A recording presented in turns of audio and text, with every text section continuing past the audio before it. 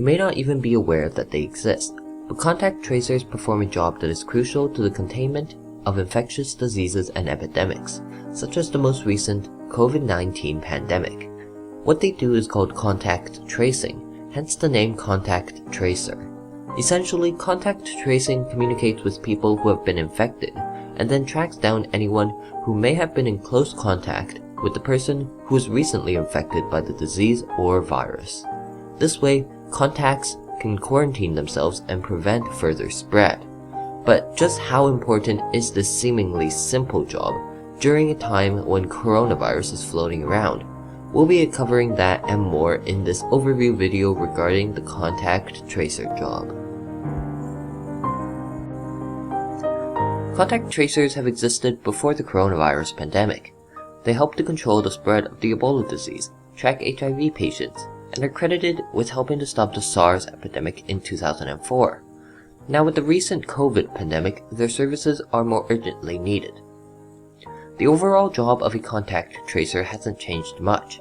During COVID, the bulk of their job is making phone calls to people who have been exposed or potentially exposed to COVID-19. However, they'll also need to search through social media and different databases, look at GPS data to show where a person has been, link names and information, and analyze data and build a list of who to contact. The people who may have been affected are called contacts, which is not surprising. Here's an example of the process. A coronavirus survivor returns home and gets a call from her health department. The contact tracer will likely ask her a list of questions that may resemble the following. Who have you seen in the last 2 weeks? Where were you in the last 2 weeks? Who were you in contact with? Where do you work? And so on. After that, any applicable family members, friends, and co-workers have to be contacted. If the person visits a hair salon, the barber is called. Those who sat near the person at a possible game are called, and so on. To protect patient privacy, the various contacts are not told who had coronavirus that may have been near them. Anyone who has been within 6 feet of an infected person for at least 10 to 15 minutes from 2 days prior to the time they started seeing symptoms is at risk.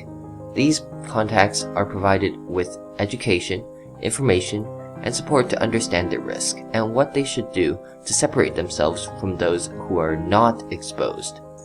They are provided with next steps, such as where to get tested and resources and locations if they test positive. After the initial call, the tracers will follow up with updates to ensure that self-monitoring is taking place. A typical conversation may be, you may have been exposed. We recommend that you isolate for the next 14 days. Here's where you can get a test. What questions can I answer for you? Tell me folks that you've had sustained proximity with, and together we'll work to notify these people. Contact tracers use a variety of methods for their job, such as emails, phone calls, and social media messaging. Some companies have even developed apps and new contact tracing technology amidst the COVID-19 pandemic to help quickly notify contacts.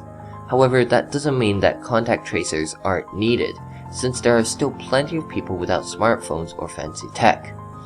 Contact tracing is especially important during the COVID-19 pandemic because the virus is highly contagious, and it is airborne. The Johns Hopkins study estimates each person with coronavirus infects another 2 or 3 other people, making it very difficult to find everyone who could be infected. This coronavirus can also be spread by people who have no symptoms, meaning there are carriers who might not even know they're infected. In addition, some of the most successful countries in the fight against coronavirus have used contact tracing. By identifying contacts quickly, those who might have been infected can quarantine themselves, reducing the risk of them infecting others. This strategy goes hand in hand with economic recovery and other isolation procedures. Without enough contact tracers, countries around the world would not be able to safely reopen. Since we need more and more contact tracers as the virus spreads, this can help create job opportunities for people who may have been laid off during the pandemic. So is this job for you?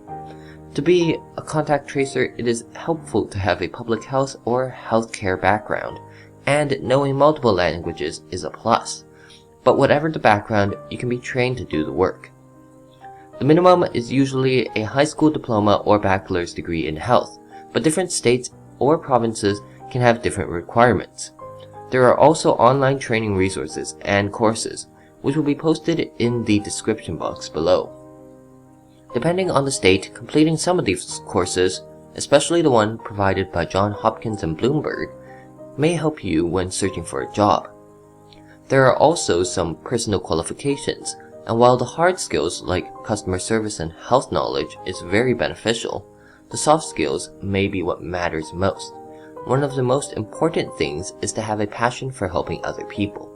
You need to be empathetic and understand different cultural backgrounds, since you'll be dealing with all sorts of people, with a wide range of emotions and reactions. For example, some people may not feel like opening up, in which you need to assure the confidentiality and clarify your intentions, while others may be crying, screaming, or confused. You'll need strong communication and interpersonal skills since you'll be talking a lot and delivering pretty hard news. Plus, you'll be required to have strong organizational skills and work ethic. Although being a contact tracer during COVID times is often remote, you may be required to work extra shifts, including weekends and evenings, so having a positive attitude and dedication is highly important. For job positions, check with your health department to learn the rules and openings. You can also sign up with an independent recruiter, like the nonpartisan ConTrace Public Health Corps, which screens and refers qualified applicants. Contact tracers earn about $17 to $25 per hour in various parts of the US and can earn up to $65,000 per year. There are part-time and full-time positions, and the demand is high in these crucial times. To sum it up, contact tracers are the people who prevent the spread of viruses and diseases by notifying and contacting those who may have been potentially exposed, so they are informed and prepared. Contact tracers are an important part of the team that helps keep us safe during times like the COVID-19 pandemic. If you want to learn more about them or are considering a future job as a contact tracer, check out your health department's website or look at our resources in the description box. That's all for this video. If you have any questions or have anything to add, please feel free to use the comments box below. Also, if any of you are contact tracers or know someone who is, what is your experience or origin story?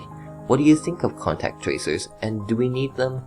I'd love to hear your thoughts on this job and video. If you have any suggestions for a future video, leave that in the comments as well. Thank you all for watching.